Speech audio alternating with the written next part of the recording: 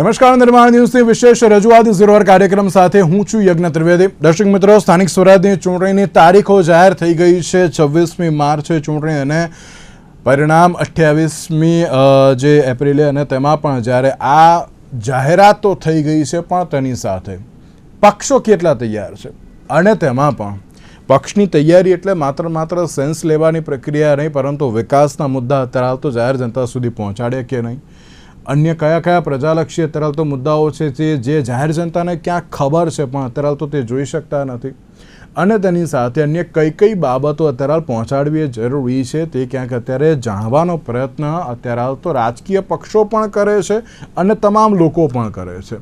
જ્યારે વડાપ્રધાન નરેન્દ્ર મોદી કે જ્યારે તેઓ મુખ્યમંત્રી હતા અને મુખ્યમંત્રીમાંથી જ્યારે વડાપ્રધાન બન્યા અને તે સમયે તેમના દ્વારા એમ કહેવામાં આવ્યું કે બને એટલો ડિજિટલ મીડિયાનો અત્યારે તો ઉપયોગ કરો, સોશિયલ મીડિયાનો ઉપયોગ કરો કે જેનાથી લોકો સુધી પહોંચવાનો પ્રયત્ન કરો। એ માત્ર ભાજપ નહીં, પરંતુ હવે કોંગ્રેસે પણ તેની શરૂઆત કરી દીધી છે। ભાજપ અને કોંગ્રેસ બંને અત્યારે તો પોતપોતાના સોશિયલ મીડિયાના માધ્યમના આધારે તમામ લોકો સુધી પહોંચવાનો એક જે પ્રયત્ન પણ કરતા હોય છે, પણ શું તેઓ સોશિયલ મીડિયાથી તરત પહોંચ્યા છે કે શું સાચી માહિતી પહોંચે છે કે પછી ભ્રામક વાતો પહોંચે છે, તે તમામ મુદ્દાઓને લઈને ચર્ચા વિચારણા શરૂ કરવી છે। અને ચર્ચા વિચારણા કરવા માટે અમારી સાથે જોડી ગયા છે જયવંતભાઈ પંડ્યા કે જેઓ રાજકીય વિશ્લેષક છે, ભૂમનભાઈ ભટ્ટ કે જેઓ ગુજરાત કોંગ્રેસ સોશિયલ મીડિયા ડિપાર્ટમેન્ટના ચેરમેન છે, અને સાથે સાથે મનનભાઈ દાણી આપણી સાથે જોડી ગયા છે કે જેઓ ગુજરાત ભાજપ સોશિયલ મીડિયાના તેઓ પ્રદેશ કન્વીનર છે। જે આપ ત્રણનું સૌથી પહેલાં તો સ્વાગત છે। જયવંતભાઈ, શરૂઆત મારે આપનાથી કરવી છે। સ્થાનિક ચૂંટણી હોય અને તેમાં પણ ડિજિટલ મોરચાની અત્યારે તો વાત હોય, અને અત્યારના સમયમાં આપ પણ જાણો છો કે અત્યારે ભાજપ હોય કે પછી કોંગ્રેસ હોય, એ બંને અત્યારે તો પોતપોતાના સોશિયલ મીડિયા ડિપાર્ટમેન્ટ થ્રુ અત્યારે તમામ જનતા સુધી પહોંચવાનો જે એક અત્યારે તો જે પ્રયત્ન કરતા હોય છે, ત્યારે સોશિયલ મીડિયા પરનો પ્રચાર અત્યારે તો લોકશાહી માટે વરદાન અત્યારે તો બની ગયું છે કે પછી અભિશાપ પણ અત્યારે જોવા મળી રહ્યો છે? જયવંતભાઈ, એક કલમ જેવું છે। કલમમાં જે રીતે તમે કલમની શક્તિ એવી હોય છે કે જો તમે એનું સારું લખો તો ઘણાનો પ્રચાર થઈ જાય, અને જો તમે એનાથી તેજાબી લખાણ લખો, કોઈની કુખ્યાતિ થાય એવું લખાણ લખો તો કોઈને હેરાનગતિ થઈ જાય। એમ સોશિયલ મીડિયા છે એ બે પ્રકારનું છે, વરદાન પણ છે, અભિશાપ પણ છે।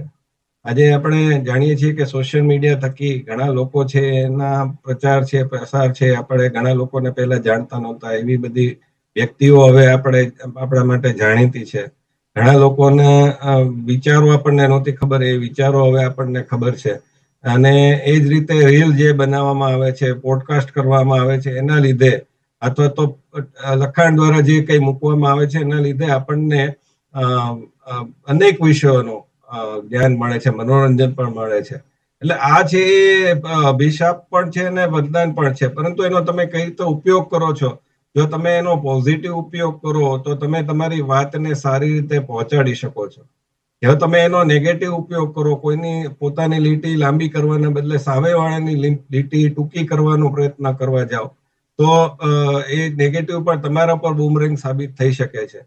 દાખલા તરીકે વડાપ્રધાન મોદીની અહીં આપણે ગુજરાતના સંદર્ભમાં અથવા તો દેશના સંદર્ભમાં વાત કરીએ તો એની સામે જેટલા પ્રહારો થયા, આક્ષેપો થયા, એ એના ફાયદામાં ગયા। એ જ રીતે ભૂતકાળમાં દિલ્હીમાં કેજરીવાલ ઉપર જેટલા માથલા ધોવાતા હતા એ એના ફાયદામાં જતા હતા અને એ જીતતા રહેતા હતા।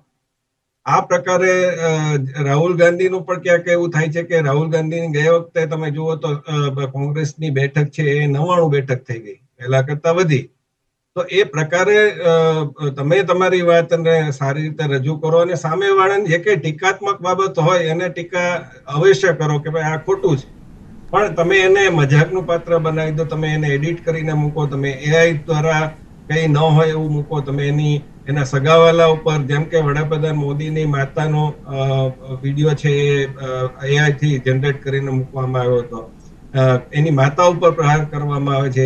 જ્યારે નોટબંધી હતી ત્યારે એવું કહેવામાં હતું કે એમને એની લાઈનમાં ઉભા રાખવામાં આવ્યા, અથવા તો રાહુલ ગાંધીની વાત કરીએ કે કેજરીવાલની વાત કરીએ તો એમાં પણ એવા કેટલાક વિડીયો એવા હોય છે, દાખલા તરીકે બટેટામાંથી સોનું ઉત્પન્ન કરવાની વાત છે તો એ એમણે નરેન્દ્ર મોદીના સંદર્ભમાં કીધી હતી। તો એ પ્રકારે એડિટ કરીને મૂકવું એના કરતા તમે તમારી વાત મૂકશો તો તમારી વિશ્વસનીયતા વધશે। દાખલા તરીકે ભાજપ અત્યારે સત્તામાં કેમ છે તો એનું કારણ છે કે અટલજી અને અડવાણીજીની જે એ ઓરા હતી, એની જે એક વિશ્વસનીયતા હતી કે એ લોકો કદાપી ખોટું ન કરે. એમના ભાષણમાં ક્યારે એવી વાત ન કરે કે જેના કારણે ઉશ્કેરણી થાય અથવા તો કઈ ખોટો આક્ષેપ થાય. એ બહુ જોખીને બોલતા હતા. તો એના કારણે આજે ભાજપ છે સત્તામાં છે. હવે એ જ વસ્તુને જાળવી રાખવી હશે તો કોઈ પણ પક્ષે આ પ્રકારનું પગલું ભરવાથી બચવું પડશે. એટલે મારા ખ્યાલ પ્રમાણે તો સોશિયલ મીડિયાનો પ્રચાર થાય.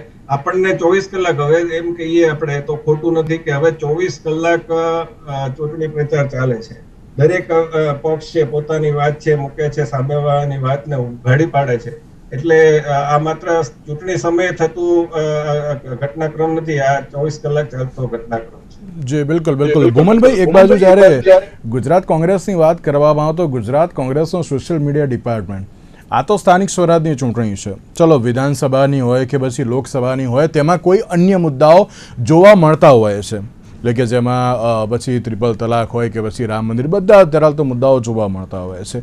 પણ આ સ્થાનિકોની અત્યારે તો જે એમ કહેવાય ને કે ચૂંટણી છે, સ્થાનિકોના પ્રશ્નોની અત્યારે તો જે આ ચૂંટણી છે, સોશિયલ મીડિયા ઉપર કોંગ્રેસ અત્યારે તો હાઈટેક મોડમાં તો જોવા મળી રહ્યું છે. પણ આ ડિજિટલ ઉત્સાહ એ મતદાન મથક સુધી પહોંચશે? તમને લાગે છે કે અત્યારના સમયમાં જે પ્રમાણે દરેક લોકો સોશિયલ મીડિયા ઉપર કોંગ્રેસને ફોલો કરે છે, કોંગ્રેસના કાર્યકર્તા હોય કે પછી ધારાસભ્ય હોય કે પછી અત્યારે સાંસદ હોય, તેમને જે અત્યારે જે મૂકેલા પ્રશ્નો છે, જે બતાવેલી જે બાબતો છે, એ તમારી લાઇક્સ કોમેન્ટ્સ છે અત્યારે તો વોટમાં તબદીલ થશે આ વખતે, તેવું લાગી રહ્યું છે આપને?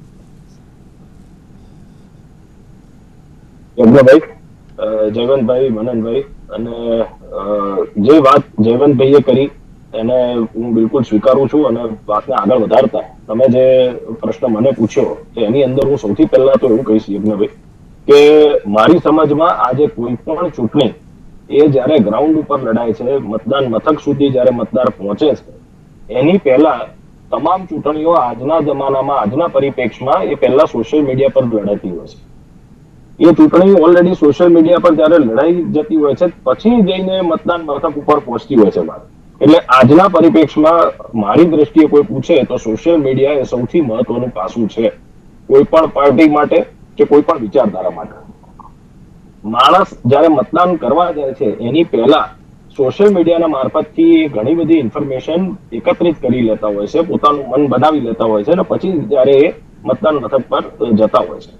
એટલે જે આપણે વાત કરી એ પ્રમાણે અત્યારના તમે કોઈ પણ અમારા પ્લેટફોર્મ જુઓ તો એની અંદર જે લાઇક્સ કે કમેન્ટ્સ કે રીપોસ્ટ, શેરિંગ બધું જ જે થઈ રહ્યું છે, તો એની અંદર ક્યાંક ને ક્યાંક એ જોવા મળી રહ્યું છે કે લોકો જે એમના પ્રશ્નો છે એને લઈને જોઈ રહ્યા છે કે કોંગ્રેસ પાર્ટી સતત અવારનવાર ઉપાડી રહી છે, અને એમના તરફથી રિસ્પોન્સ પણ ઘણો સારો મળી રહ્યો છે. ઘણી બધી ડિઝાઇન આજે અમારા ક્રિએટિવ જે હોય બંને પ્લેટફોર્મ ઉપર, બીજેપી ગુજરાત પર હોય કે આઈએનસી ગુજરાત પર હોય, તમે એની અંદર જોશો તો કદાચ લાઇક અને કમેન્ટનું પ્રમાણ એ ગુજરાત કોંગ્રેસ ઉપર ઘણું વધી ગયું છે. એટલે ક્યાંક ને ક્યાંક આજના એમાં એવું જોઈ શકાય છે કે લોકો તરફથી જે સપોર્ટ અમને મળવો જોઈએ એ ઘણી સારી રીતે મળી રહ્યો છે. કારણ એ છે કે ભાઈ આટલા વર્ષોથી ભારતીય જનતા પાર્ટી તમામ જગ્યાએ સત્તામાં હોવા છતાં લોકોના પ્રશ્નોને એડ્રેસ નથી કરી શકી, એમને સોલ્યુશન આપી શકી નથી. દિવસે દિવસે કૌભાંડના ઘટનાઓ બહુ વધી રહી છે. ક્યાંક ને ક્યાંક કમિશનની જે વાતો છે એ વધારે બહાર આવી રહી છે.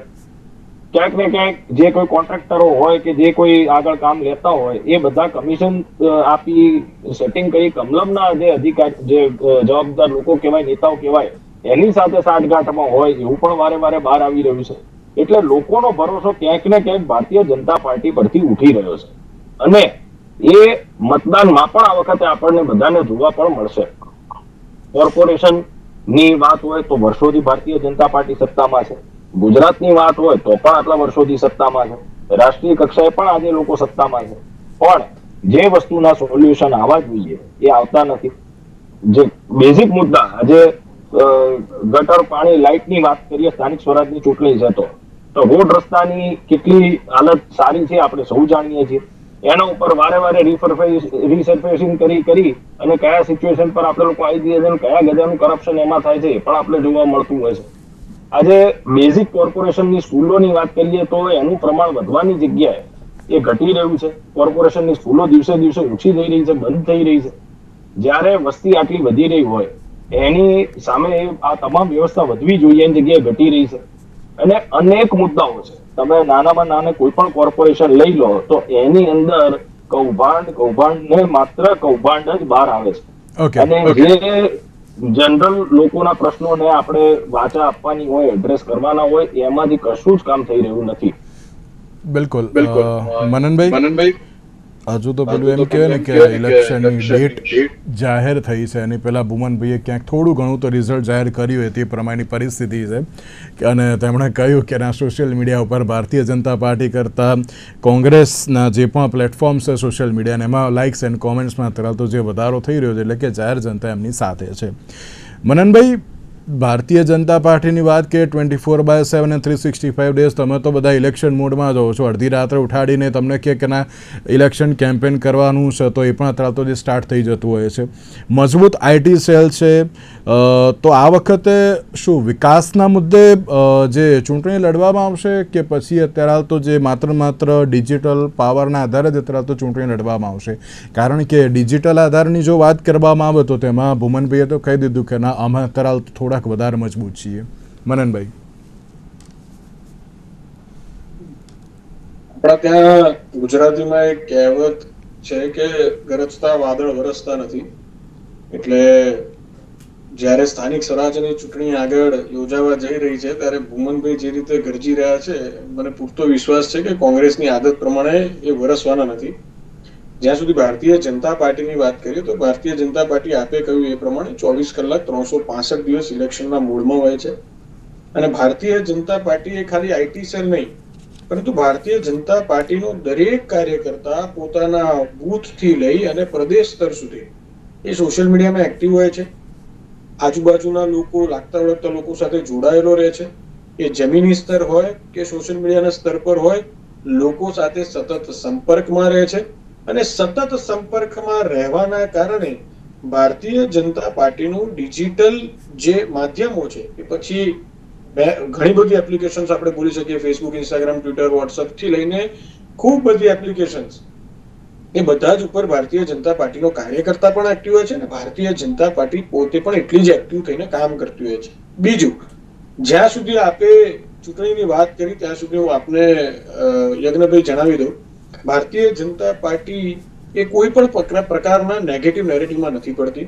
એનું કારણ છે 1995 થી ભારતીય જનતા પાર્ટીની ગુજરાતમાં સરકાર છે.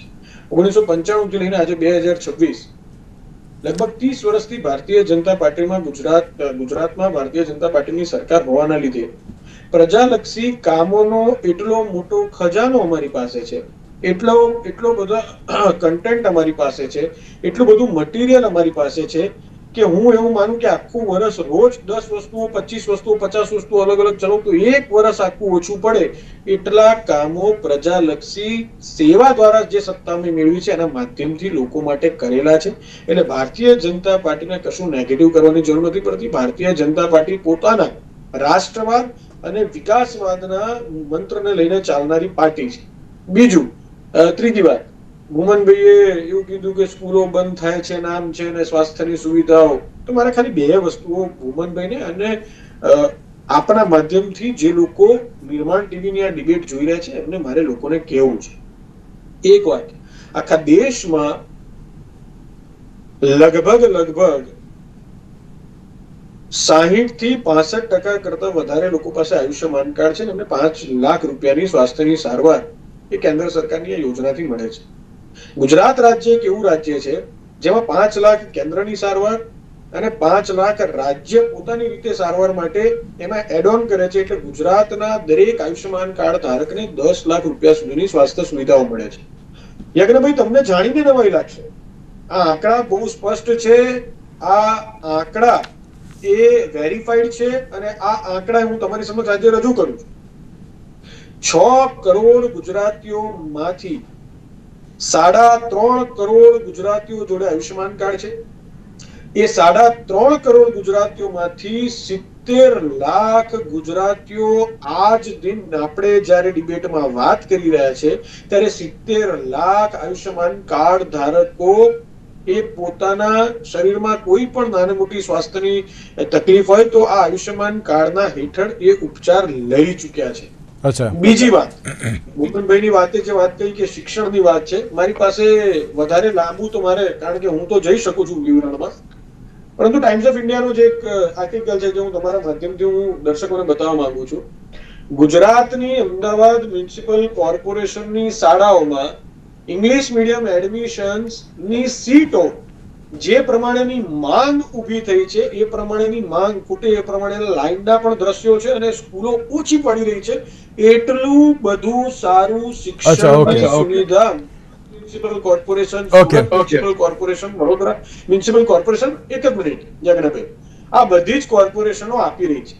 એટલે ખાલી કાવા દાવા કરવાનું, ખોટું બોલવાનું, જૂઠું બોલવાનું એમ નહીં. મનનભાઈ તમે આપણે છે ને શિક્ષણ અને આરોગ્ય ઉપર તો વાત કરીશું, પણ મારે એક બાબત એ પણ આપને પૂછવી છે. એક જ મિનિટ ભૂમનભાઈ, આપને પ્રશ્ન પૂછું છું અને આપને પણ જે જવાબ આપવાનું કહું છું. મનનભાઈ, તમે જે રીતે કહ્યું કે અમે નેગેટિવ નેરેટિવ સાથે અત્યારે તો આગળ નથી વધતા, તો તમે એવું કહેવા માંગો છો કે ના વિપક્ષ એ રીતે આગળ વધે છે? મારું કોઈ પણ પક્ષ ઉપર મારે કોઈના બીજાના પક્ષ માટે શું કરવા બોલવું પડે જ્યારે હું ભારતીય જનતા પાર્ટીનો ખેસ પહેરી અને મારી ભારતીય જનતા પાર્ટીની વાત કરવા માટે અહીંયા ઉપસ્થિત થયો છું. ઓકે, તમે અત્યારે જોઈ રહ્યા છો આખા વિશ્વમાં યુદ્ધ ચાલતું હોય ત્યારે ભારત એકમાત્ર દેશ છે. એક ઉદાહરણ તમને નાનકડું યજ્ઞભાઈ આપું છું, મારે વધારે લાંબા ઉદાહરણોમાં પણ નથી પડતું. એક નાનું ઉદાહરણ કે આખા વિશ્વમાં જ્યારે પેટ્રોલ ડીઝલના ભાવ વધતા હોય, ભારત દેશના નાગરિકો ઉપર વધારાનો બોજો ન પડે, અને આ કોઈ યુદ્ધ છે ભારત દેશનું નથી ચાલી રહ્યું, વિશ્વના બીજા બધા દેશો યુદ્ધ કરી રહ્યા છે. ભારતની ઉપર આર્થિક સંકટ ના આવે, લોકોની ઉપર ખાસ કરીને આર્થિક સંકટ ના આવે, એના માટે કેન્દ્ર સરકારે 10 રૂપિયા ડીઝલની એક્સાઇઝ ડ્યુટી ઘટાડી અને 10 રૂપિયા પેટ્રોલની એક્સાઇઝ ડ્યુટી ઘટાડી. આના કારણે અત્યારે ડીઝલની સબસિડી ઝીરો, ડીઝલની એક્સાઇઝ ડ્યુટી ઝીરો થઈ ગઈ અને પેટ્રોલની એક્સાઇઝ ડ્યુટી 13 રૂપિયાની 3 રૂપિયા થઈ ગઈ, જેથી કરીને અત્યારે જે મોંઘવારી આખી દુનિયા પેટ્રોલ ડીઝલના ભાવમાં ભોગવી રહી છે એ ભારત દેશના નાગરિકો ઉપર ન પડે. આનાથી મોટું હું માનું છું ત્યાં સુધી કોઈ ઉદાહરણ, અને આ જ વિષયને ખાલી ને ખાલી લોકો સમક્ષ જૂઠાણા ફેલાવવા માટે વિપક્ષના મિત્રો જઈને હોબાળો કરે અને ખાલી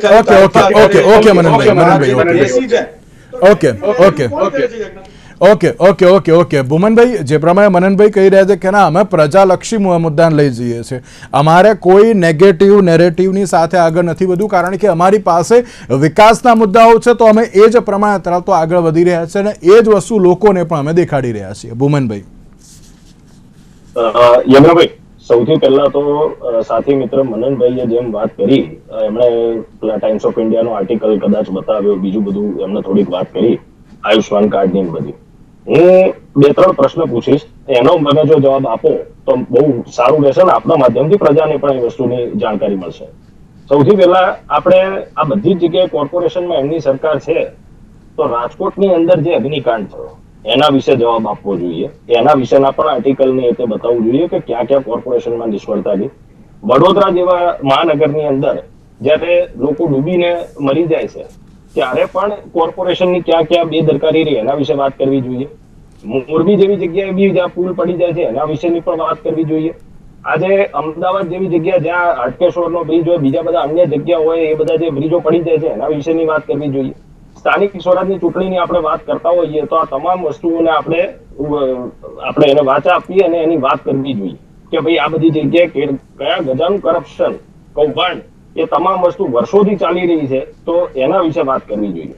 તમારી વાત સાચી છે ભૂમનભાઈ, તમારી વાત સાચી છે. એ મુદ્દા ઉપર અત્યારે તો વાત કરવી જોઈએ. હું અત્યાર સુધી કરતો જ આવ્યો છું, જયવંતભાઈ પણ મારી જોડે ઘણી બધી વાર ડિબેટ્સમાં છે, પણ હું આજે સોશિયલ મીડિયા ઉપર વાત કરી રહ્યો છું. તો આપણે અત્યારે તો જો સોશિયલ મીડિયા ઉપર અન્ય બાબત ઉપર આગળ વધીએ તો મારે એક બાબત એ પણ મારે ભૂમનભાઈ એક મારે બાબત એ પણ આપને પૂછવી છે કે તેમણે એમ કહ્યું કે અમારે અત્યારે તો કોઈ અન્ય બાબત નહીં, અમારે અત્યારે તો જે સાચી અને વિકાસની જે બાબતો છે તેના લઈને અમે આગળ વધી રહ્યા છે. તો કોંગ્રેસ અત્યારે તો કઈ રીતની બાબતો લઈને આગળ વધી રહ્યું છે, સાથે ક્યાંક જે ફેક ન્યૂઝ પણ બાબત અત્યારે જો જોવા મળતી હોય છે, તો ગુજરાત કોંગ્રેસ આ વખતે કેટલું તૈયાર છે આઈટી સેલ દ્વારા કે અત્યારે કોઈ પણ ભ્રામકવાદ અત્યારે તો બહાર ના જાય, જે પણ ફેક્ટ લઈને અમે તો આગળ આવીએ છીએ તેવી બાબત જોવા મળે? ભૂમનભાઈ.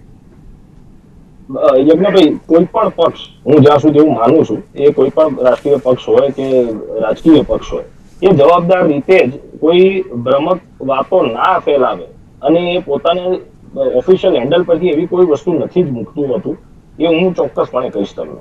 એટલે કોઈ એવી ખોટી વાતો એ ક્યાંય કોઈ પણ પક્ષ એના પરથી નથી કરતું હતું. પણ હા, ચોક્કસપણે જે સાચી હકીકતો હોય એ સાચી હકીકતો ઉજાગર કરવી એ વિપક્ષ તરીકે અમારી જવાબદારી છે કે ક્યાં ક્યાં શું ભૂલ થઈ રહી છે, લોકોને કઈ વસ્તુના પ્રશ્નો ફેસ કરવા પડે છે, એ તમામ વસ્તુને વાચા આપવાની જવાબદારી વિપક્ષ તરીકે અમારી છે. એટલે અમે વર્ષોથી એ કરતા આવ્યા છીએ અને પ્રશ્ન ઉપાડી અને આગળ પણ અમે અમારી લડાઈ ચાલુ જ રાખવાના છે.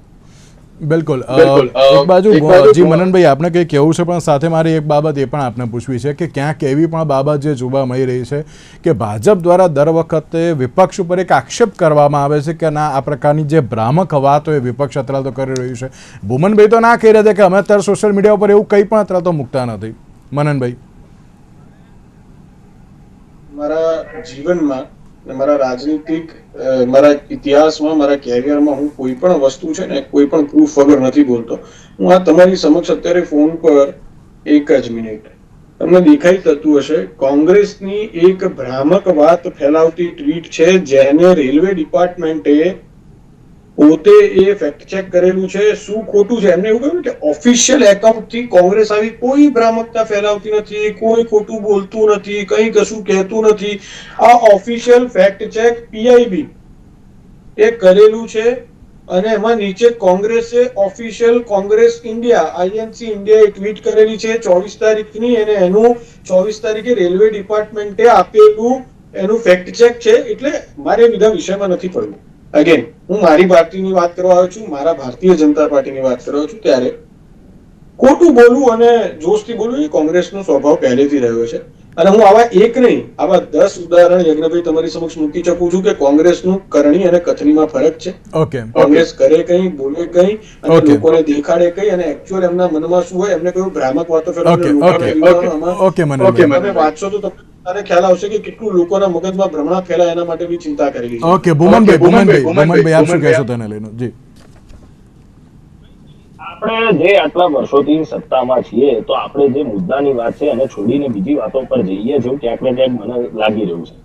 તો આપણે જે ભારતીય જનતા પાર્ટી કોર્પોરેશનની અંદર સત્તામાં હોય, રાજ્ય સરકારમાં સત્તામાં હોય, રાષ્ટ્રીય કક્ષાએ સત્તામાં હોય, તો આજે જે અહીંયા કરપ્શનના મુદ્દા દિવસે દિવસે વધી રહ્યા છે, કૌભાંડો વધી રહ્યા છે અને ક્યાંક ને ક્યાંક એ કટકી કમલમ પર જતી હોય એવું દેખાઈ રહ્યું છે. પણ ભૂમનભાઈ, કેવો આક્ષેપ દર વખતે કેમ જોવા મળતો હોય છે કે ના, કોંગ્રેસના જે સોશિયલ મીડિયા સેલ છે તેના દ્વારા ક્યાંક ભ્રામક પ્રચાર અત્યારે કે ભ્રામક વાતો અત્યારે ફેલાવવામાં આવતી હોય તેમ?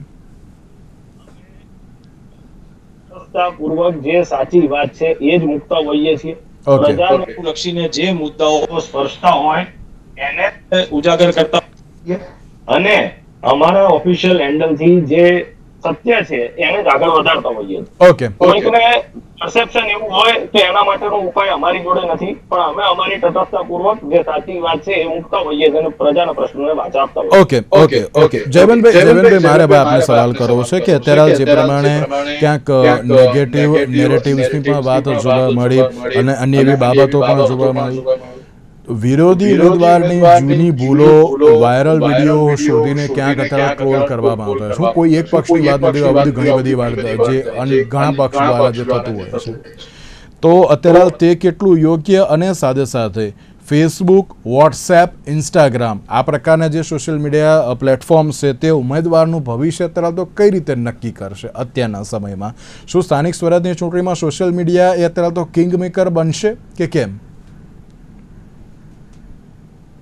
તમે જે કીધું કે જૂના વિડીયો છે એ શોધીને મૂકવામાં આવે છે, તો એમાં મને લાગે છે ખોટું કઈ નથી. એનું કારણ એ છે કે પહેલા કંઈક કીધું હોય, અત્યારે કંઈક કીધું હોય, અથવા તો દાખલા તરીકે અત્યારે હમણાં નક્સલવાદનો વિષય છે એ આવ્યો હતો, તો એમાં ભૂતકાળમાં પી ચિદમ્બરમે શું કીધું એવું ભાજપના જે લોકોએ છે મૂક્યું એમાં ખોટું કઈ નથી કે પી ચિદમ્બરમે એક વાર એવું કીધું હતું કે આપણે એમને શસ્ત્ર મૂકવાનું ન કહી શકીએ, આપણે એમની સાથે વાતચીત કરવી જોઈએ. તો આ પ્રકારનું માનો કે મોદીજી કઈ ભૂતકાળમાં બોલ્યા હોય આધાર કાર્ડ બાબતે કે એ બાબતે કોંગ્રેસ છે અત્યારે કે ભાઈ એક સમયે વિરોધ કરતા હતા અને અત્યારે એનું સમર્થન કરે છે, તો એ મૂકી શકે છે અને એમાં લોકોને પણ ધ્યાનમાં આવે કે આ વિષયમાં આમ કીધું હતું ને હવે આમ કહી રહ્યા છે. તો એ પ્રકારનું ટ્વીટમાં પણ એવું કહી શકે. હવે તો બધા સેવ કરીને રાખે સ્ક્રીનશોટ, આ મોબાઈલ આવ્યા પછી આ સ્ક્રીનશોટ અને ઓડિયો રેકોર્ડિંગ ને આ બધું મગજમારી વધી ગઈ છે ને લોકોને એક રીતે સારું પણ છે. ઘણીવાર છે સત્ય બહાર આવે છે આના કારણે, એટલે લોકો પણ હવે વોટ્સઅપના વિડીયો કોલ અથવા તો ઓડિયો કોલ માર્ગે વળ્યા છે ને એ કોઈ રેકોર્ડ ન કરી શકે આ માટે. તો આ પ્રકારનું થતું હોય છે. અને બીજો પ્રશ્ન એ છે કે માત્ર સોશિયલ મીડિયાના આધારે માનો કે કોઈ છે ફેક પેલું ઘણીવાર સોશિયલ મીડિયામાં એ થતું હોય છે કે તમે પે એનો કરો તો તમને રોબોટ જે કહેવાય છે એ પ્રકારનું કરી અને તમારી લોકપ્રિયતા વધારી દે. તો એવા તો ઘણા બધા લોકો છે કે જેની ભૂતકાળમાં લોકપ્રિયતા રાતોરાત વધી ગઈ હોય, પરંતુ પછી એના જે કહેવાય કે એને ક્યાંય આપણને જોવા ન મળતા હોય. એવા ઘણા બધા 2022ની તમે આ વાત યાદ કરો, ઘણીવાર ચર્ચા થાય છે કે ભાઈ ભાજપનું આઈટી સેલ છે, મનનભાઈ હાજર છે, છતાંય હું કહું છું કે ઘણીવાર ગુજરાતમાં સંદર્ભમાં કહું છું, નેશનલ સંદર્ભમાં નથી કહેતો, અહીંયા ઘણીવાર એવા મુદ્દા અમુક આવી જતા હોય છે જેમાં ભાજપ કે ક્યારેક અમુક મુદ્દે સાચો હોય તો પણ એનો જે નેગેટિવ છે એ વાત એટલી પ્રસરી જતી હોય. ઘણીવાર કોંગ્રેસના આક્ષેપ છે એ સાચા હોય તો ઘણીવાર ભાજપ એને જવાબ ન આપી શકતા હોય, એવી ઘણી બધી બાબતો જોવા મળે છે. તો પણ 2022નું તમે ચિત્ર યાદ કરો વિધાનસભાનું કે જેમાં આપ વાળા એટલે છવાઈ ગયા હતા આઈટીની રીતે સોશિયલ મીડિયામાં. એ જ રીતે 2017નું ચિત્ર યાદ કરો કે જેમાં લોકોએ પોતે સોશિયલ મીડિયામાં વિકાસ ગાંડો થયો છે આવું અભિયાન ચલાવ્યું હતું અને પછી કોંગ્રેસે પણ એને ઉપાડી લીધું. તો પણ એના કારણે ચૂંટણી જીતી શક્યા નથી. ચૂંટણી તો પછી કયા મુદ્દા, કયા સમીકરણો, કયા ઉમેદવારો પસંદ થાય છે, ક્યારે કેટલા. જયવંતભાઈ, એમ કહી શકાય કે સોશિયલ મીડિયાના લાઇક્સ અને વ્યૂઝ અત્યારે તો વોટમાં પરિવર્તન થતા હોય છે કે નહીં? ના, એ જ કહું છું કે નથી થતા હોતા. હા, ઘણીવાર લોકો છે, અમુક લોકો પ્રભાવિત થઈ જતા હોય છે. દાખલા તરીકે અમુક બેઠક એવી હોય કે જેમાં તમે એને માટે પસંદ કરો. દાખલા કે ભાજપે બિહારમાં મૈથિલી ઠાકુરને ટિકિટ આપી કે અમુક સોશિયલ મીડિયા ઇન્ફ્લુએન્સરની બેઠક કરે છે અને એ પણ કરે છે. ઘણીવાર અમુક એવા પણ એનું અંગત પ્રદાન હોવું જોઈએ. પછી તમે સોશિયલ મીડિયા ઉપર ગમે તે પ્રકારનું કરતા હોય તો એ ન ચાલે. લાઈક વ્યૂ તો કોમેન્ટ ને બધા આજે બધાને ઢગલો બંધ આપે જ છે, કોઈ એમાં કંજૂસી નથી કરતું. એટલે લાઈક એટલે એનો અર્થ એ છે કે તમે એ પોસ્ટ જોઈ છે, વાંચી છે, એનો તમે નોંધ લ્યો છો. બાકી લાઈક નો અર્થ એવું નથી કે તમે એને પસંદ કરો. એટલે એ પ્રકારના ઓલાથી કોઈ ચૂંટણી જીતવાનો મને નથી લાગતું કે એનાથી થાય છે. હા, તમારું અમુક અંશે તમારી વાત પહોંચે છે, પણ એ હવે લોકો છે એમાં પણ પેલા થઈ ગયા છે કે નિરક્ષીર પારખતા થઈ ગયા છે કે આ વસ્તુ કેટલી સાચી અને એમાં કેટલા હવાઈ દાવા છે અને કેટલા ભૂમિગત દાવા છે. બિલકુલ સાચી વાત છે. તો હવે જોવાનું એ રહ્યું કે અત્યારે તો સ્થાનિક સ્વરાજની ચૂંટણીમાં ડિજિટલ મોરચો અત્યારે તો કેટલો સક્સેસ જાય છે, એ પછી ભાજપનો હોય કે પછી કોંગ્રેસનો. તેની સાથે જયવંતભાઈ, ભૂમનભાઈ અને મનનભાઈ, આપ ત્રણનો આભાર અમારી સાથે આ ચર્ચા વિચારણામાં જોડાવા માટે. તો દર્શક મિત્રો, આજના આ વિશેષ કાર્યક્રમમાં મને આપશો રજા. નમસ્કાર.